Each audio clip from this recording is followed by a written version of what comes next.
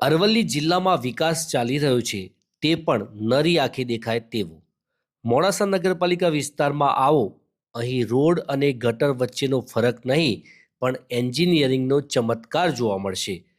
ક્યાંક રોડ નીચે તો ક્યાંક ગટર ઉપર, અને ગટરના ઢાંકણા જાણે ટ્રાફિક પોલીસને સલામ કરવા ઊભા રાખ્યા હોય. રાહદારી ચાલે તો પગને ઠોકર વાગે, બાઇક ચાલે તો બેલેન્સ બગડે અને કાર જાય તો સસ્પેન્શનનો ટેસ્ટ થાય. મોડાસા કોલેજથી બાલાપીર દરગાહનો રોડ વિકાસનો એવો નમૂનો કે જોતા જ પ્રશ્ન થાય, આ રોડ બન્યો છે કે પરીક્ષા લીધી છે? કરોડો રૂપિયાનો ખર્ચ અને પરિણામ? ઉપર ગટર નીચે રોડ, શાયદ નવી સરકારની સ્કીમ હશે.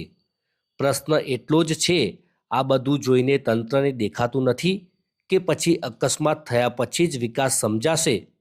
મોડાસા બોલે છે વિકાસ જોઈએ છે, ધતિંગ નહીં.